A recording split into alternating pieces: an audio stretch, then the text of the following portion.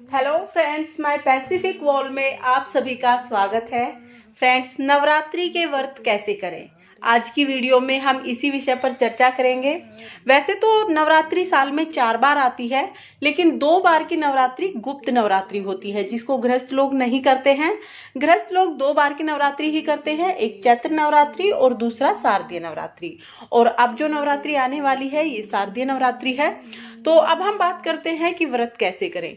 देखिए, कुछ लोग पूरे 9 दिन के व्रत करते हैं, पूरे 9 नवरात्रि के व्रत करते हैं, और कुछ लोग 2 व्रत करते हैं। जो लोग 2 व्रत करते हैं वो ज़्यादातर पहला स्थापना वाले दिन, जिस दिन कलश स्थापना करनी है, उस दिन व्रत करते हैं और आखिरी व्रत कर लेते हैं। और इस तरह से 2 व्रत किए जाते हैं। जो आखिरी व्रत करना होता है वो डिपेंड करता है कि आप कन्या पूजन किस दिन करेंगे। देखिए, अगर आपके यहाँ पर अष्टमी के दिन कन्या पूजन होता है तो फिर सप्तमी का व्रत करके अष्टमी को कन्या पूजन कर दिया जाता है, यानी कि कलश स्थापना के दिन व्रत किया जाएगा, उसके बाद सप्तमी के दिन व्रत किया जाएगा, उसके बाद फिर अष्टमी को आप कन्या पूजन कर देंगे। इसके बाद अगर आप नवमी को कन्या पूजन करते हैं तो फिर अष्टमी का व्रत किया जाएगा। पहला व्रत करते हैं और अष्टमी का व्रत कर लेते हैं, उसके बाद नवमी के दिन आप कन्या पूजन कर सकते हैं। हमारे यहाँ पर इसी तरह से 2 व्रत किए जाते हैं। कुछ लोग दूसरा और 5वां व्रत भी कर लेते हैं, या दूसरा और 7वां व्रत भी कर लेते हैं। इस तरह से 2 व्रत कर लिए जाते हैं। इसके साथ साथ कुछ लोग 5 व्रत भी कर लेते हैं और 7 व्रत भी कर लेते हैं। तो ये पूरी तरह से आपकी मर्जी और आपके स्वास्थ्य पर डिपेंड करता है कि आपको कितने व्रत करने हैं। इसके बाद बात आती है कि हम जो व्रत करेंगे वो कैसे करने हैं, यानी उसकी विधि क्या होगी, क्या खाना है, क्या नहीं खाना है। तो फ्रेंड्स, व्रत 3 तरह से किए जाते हैं नवरात्रि के।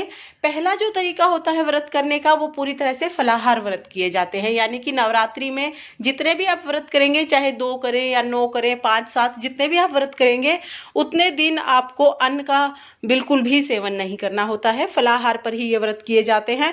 फलाहार में आप कुट्टू का आटा खा सकते हैं, और सिंघाड़े का आटा खा सकते हैं, अरारोट का आटा खा सकते हैं, और इसके अलावा शामक के चावल खा सकते हैं, कोई भी फल खा सकते हैं, और साथ में ही आप डेयरी प्रोडक्ट्स जैसे दूध से बनी हुई कोई भी चीज़ खा सकते हैं। ये चीज़ें खाई जाती हैं।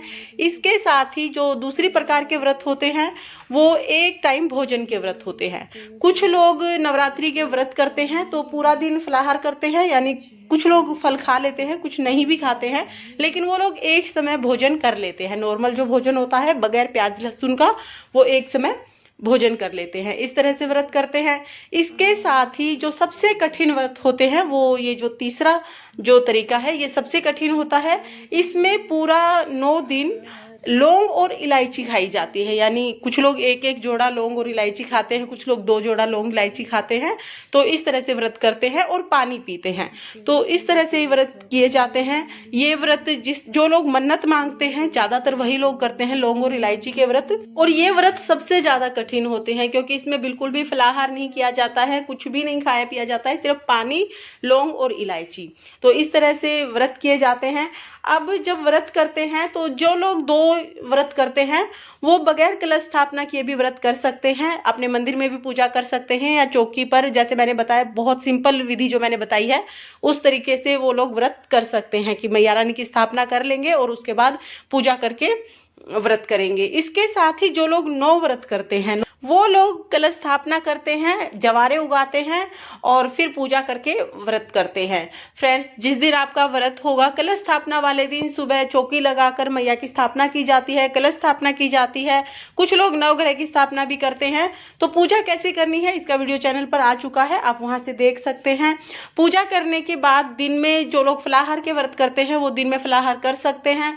नमक का सेवन नहीं करना होता है, जो नॉर्मल नमक होता है वो बिल्कुल नहीं खाना होता है, इसमें सेंधा नमक खाना होता है।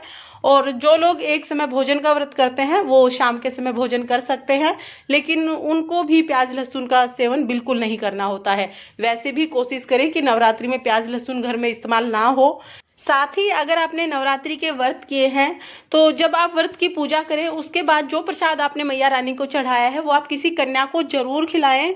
जैसे आपने अगर फ्रूट चढ़ाए हैं या आपने ड्राई फ्रूट्स चढ़ाए हैं, पंचमेवा चढ़ाया है, पतासे, जो भी आपने प्रसाद चढ़ाया है कोशिश करें कि कम से कम एक कन्या को तो आप वो प्रसाद जरूर से खिला दें।